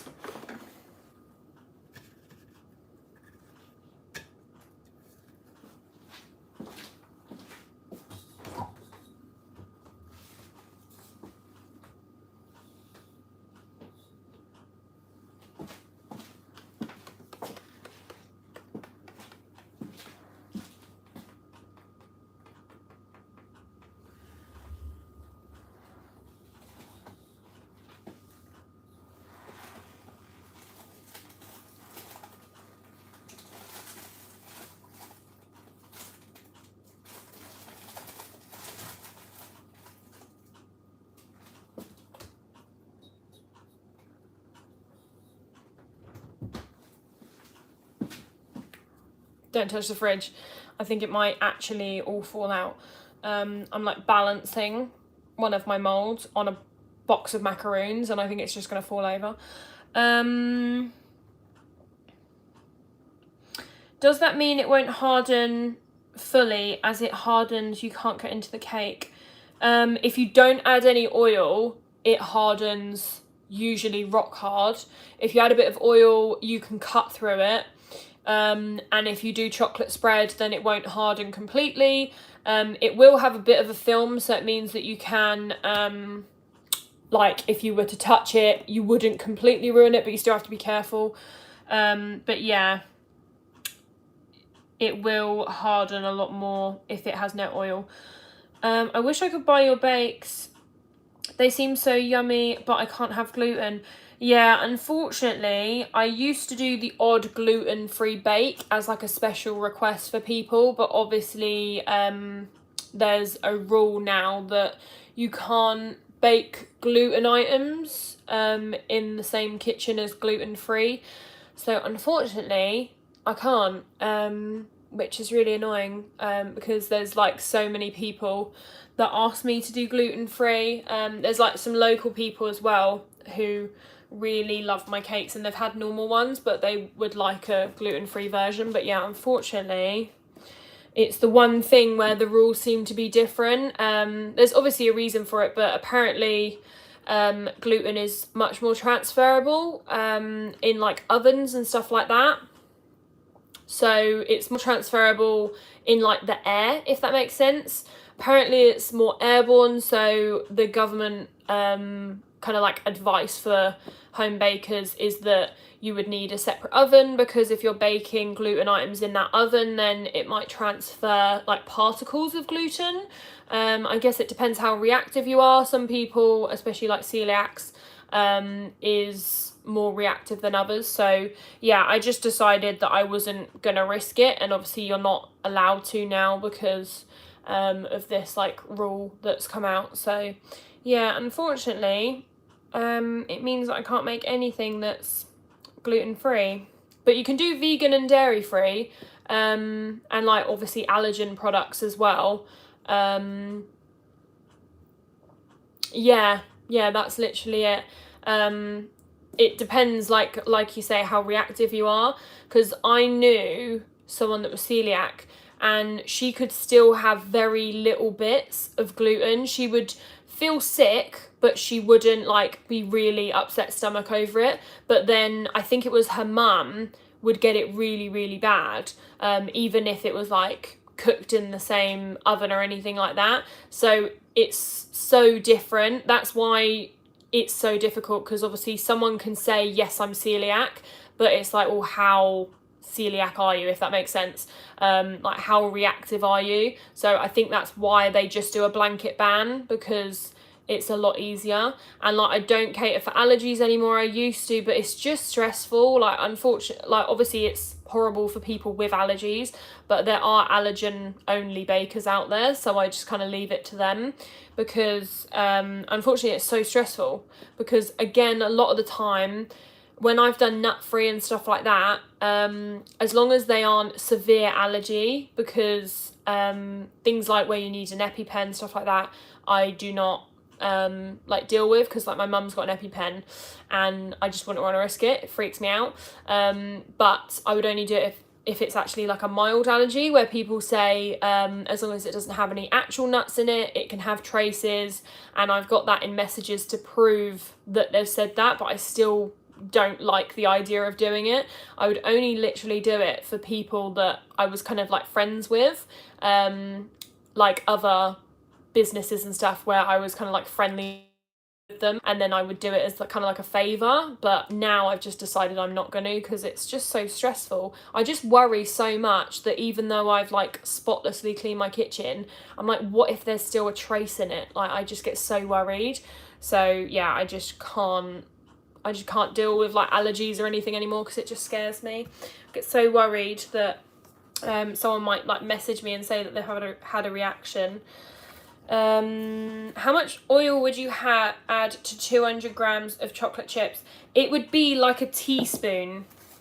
Like, obviously this has cocoa powder in it, but yeah, it would be like a teaspoon. Like, I just do a dash and that's it, but obviously that's just me eyeballing it. So I would say add a teaspoon. If that's enough, then that's fine. If it's still not runny, then I would say add more. But sometimes if your chocolate's cooled down, the oil won't work and you'll need to redo it. I usually heat it up and then I add the oil when it's warm. I think if you let it cool down too much, it won't combine. They'll just stay separated. I'm currently making 40 onion bagels for a wedding brunch I'm going to in the morning, so I keep missing bits. Did you say add oil to the chocolate you put in the moulds? No. Add normal chocolate to the moulds, because otherwise it won't harden. Because it's a bit like if you're tempering chocolate, you don't want to add anything to it, but you want to add oil to the chocolate that you're using for the drip, because then it makes it runny enough that it falls down, and then the oil usually makes it set, but it means it can still be cut through. It doesn't go rock hard. Like, it goes rock hard to touch, so like if you touched it, it wouldn't like create an indent, but when you put a knife through it, it's soft enough that it goes through it. I'm so glad I was able to join so late. I live in Australia after immigrating from England last year, so watching you makes me feel like home. I really want to go to Australia. I want to live abroad, but I don't think my mum would let me. But yeah, I really want to go to Australia. I'm hoping that next year stuff will open up a bit more, and then I can maybe do Australia and also America for a holiday. How do you find the work out there in terms of cakes? I don't know how like established you are, whether you've just started or like not, but I was just curious in terms of cakes, because like I love Los Angeles, but it's way too hot. I wouldn't be able to make a cake there because the traffic's bad and it's too hot, so people would just get stuck in a car with a cake in the heat, so I couldn't deal with that. So I definitely can't move there. If you had to pick a major allergy like celiac, dairy, which one would you pick to live with? It depends if it's an allergy or an intolerance. I do have a bit of an intolerance to quite a few things. It's nothing that I have been actually medically checked out for, but it's just like my own kind of like analysis of it, basically. But yeah, I'm quite reactive to gluten and dairy, so yeah, I kind of live with that anyway. It makes me, whenever I eat either of them, it makes me just feel really sick, and I get really, really bloated, so I just try and avoid both of them. So yeah, though I kind of already live with that, I guess. It's obviously not as bad as celiac, but yeah, I definitely have to try and avoid them as much as possible. I think if it was like one I could pick, it'd be something really random, which I'm never going to eat. Like, it would literally be like a pineapple allergy, because I'm never going to eat that, and it's not in very many things. I'd pick something really random that I'm never going to come into contact with. I was wondering what camera you use for your videos. This is just my phone. I use my Canon M50, which is like a vlogging camera. I use that for my actual videos, but for the lives I just use my phone, because you can't go live on a camera. It's really, really hard to. So yeah, I just use my phone for the lives because it's easier to connect to like YouTube and stuff. Do you heat the oil in the chocolate or mix it in after? Mix it in after. If you heat it in there, it can sometimes go a bit lumpy, so always melt the chocolate first. Just starting out here after finally getting time to spend working on it after a busy teaching life back in England. Cakes are very popular in cities, but I think there's a gap in the market for my area. Oh, that's exciting. Where are you based in Australia? I haven't been, so I don't know where the good areas are. I'm just going off of like, what do you call it? What I've seen. Just saying, for gluten, you may want to get checked because it can be really harmful for your gut and intestines, and the little phyllis wear down and start fighting each other, but nothing to worry about. Yeah, I mean, I am currently being seen by the doctor for multiple issues. I've got about 10 different things wrong with me. So maybe that's one of them. Maybe it's because I've been eating gluten all my life and I've been like ruining my my insides. But yeah, because it's only started recently, the past couple of months, I've just got really bad. So, yeah, maybe it is like a reaction. Because I was vegan for like, I've been vegetarian since I was like 15, so almost like 7 years now. But I was vegan and basically gluten-free for 2.5 years, and then after that I went back to being vegetarian about 2 years ago.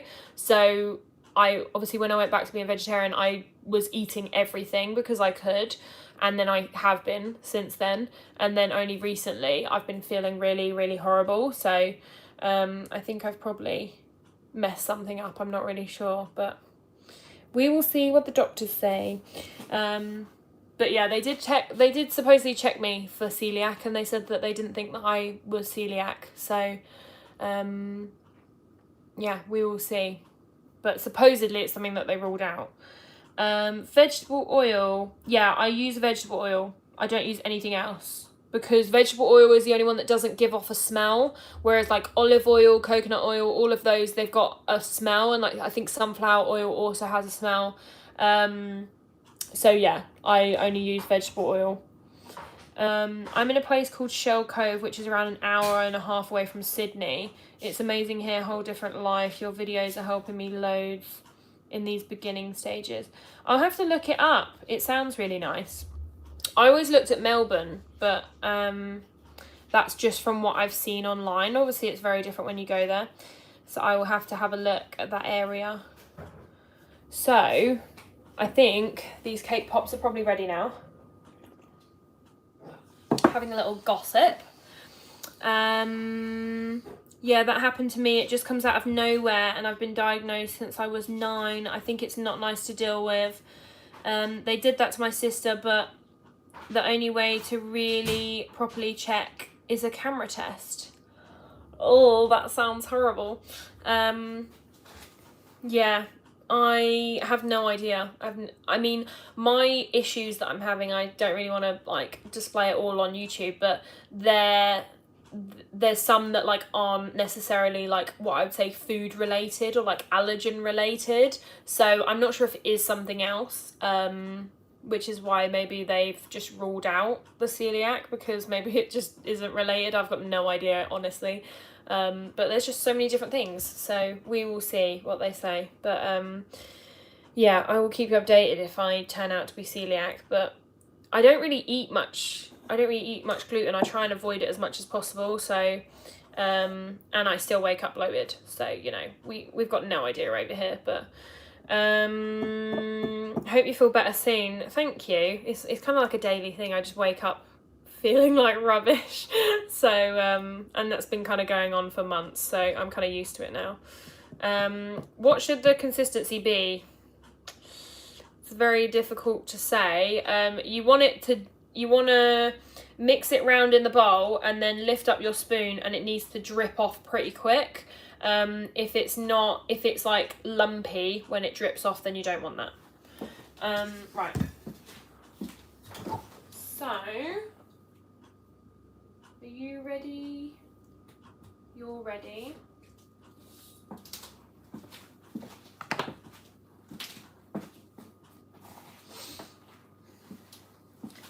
You're ready.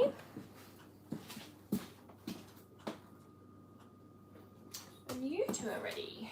Perfect. So,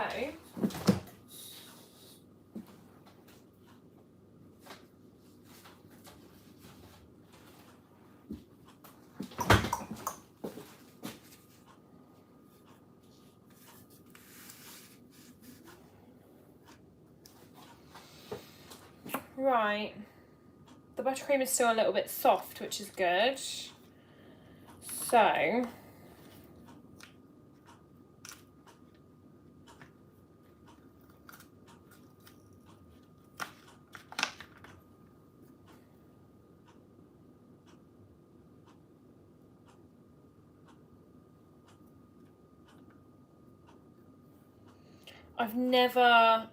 I don't even know what condensed milk looks like. I've never like drank it or like used it before.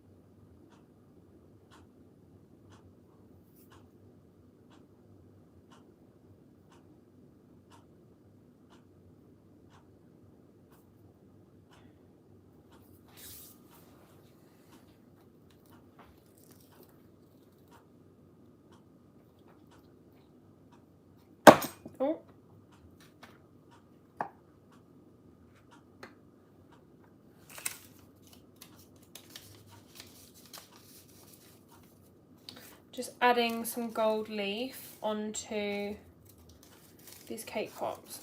This one needs to go back in the freezer. Now that what I sometimes do if they're still a little bit soft is I go like this. So I've taken it out of the mold, but I've flipped it so that the side that is a little bit soft, which is this side, is no longer touching the mold. It just means that the air can get to it a bit better. And then just put that back in there. Just take a minute or so and then that one will be ready as well. And then this is what the twister one looks like. This is my favourite. I love the twister one so much.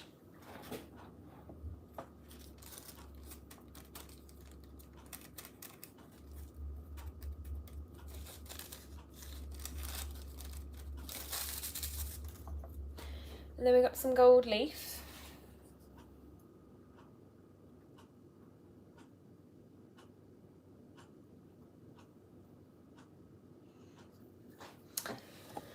Pan you down.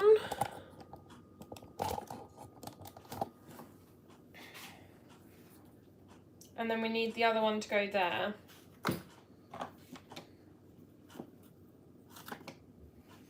And then we're just going to place the little chocolate bars.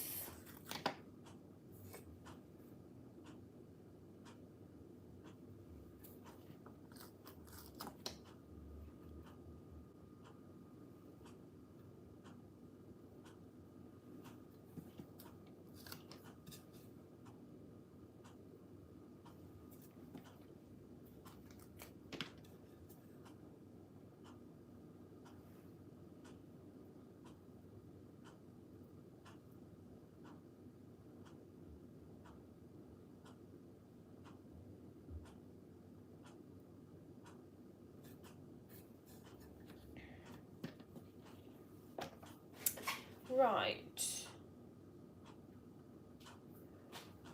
What I need is this one.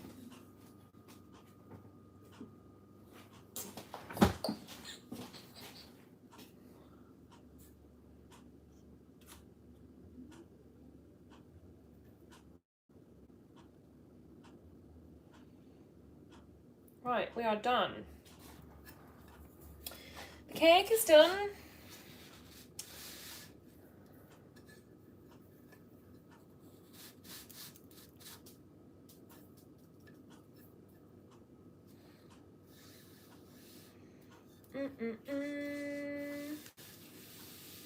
Let me just show this and then I will answer any questions.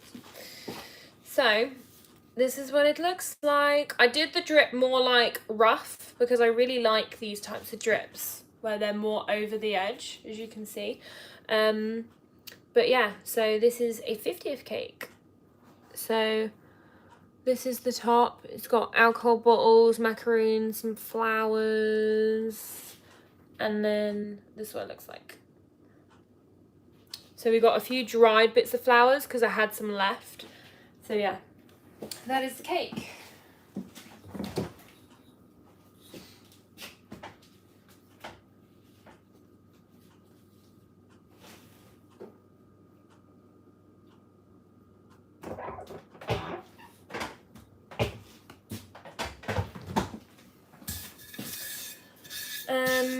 Brilliant, really love that design, thank you.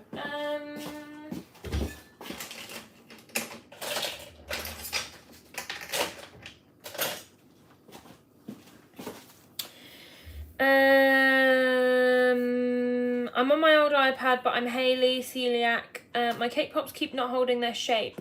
It's probably one, down to how long you're leaving them in the freezer and fridge, and two, melting of the chocolate. I melt my chocolate for no longer than 20 seconds at a time, and I take it out in between to mix it. I never put it back in when it's like hot to touch. If it's hot to touch, then give it a couple of seconds before putting it back in. Otherwise it will kind of like, it won't burn as in you can smell burning, but it will burn in terms of it breaks temper, which is when it goes above 30 degrees. So yeah, you want to try and keep it fairly just warm.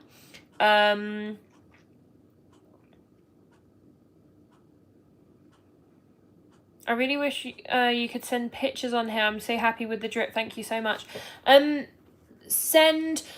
was gonna link it, but I will put it in the link of here. I've made a group on Facebook, which I want you guys to join if you want to join, and it's basically just a group where we can chat and like people can send cake photos on there and stuff like that. But it's called Sweet Things by Amy, and I will see if I can put the link in this video. So come back in like an hour when this live is uploaded, and I'll put it in there. I think I added it to my, you know, the video where I spoke about the drama that we had this week. If you go to that, there is a Facebook group link in the description. So then you can add it and then you can send the photos in there and then we can see what the drip looks like. Because it's like a Facebook group, so you can just send photos, videos, whatever. So yeah. But in regards to the cake pops, I would say I'm supposed to use chocolate and put them in the fridge.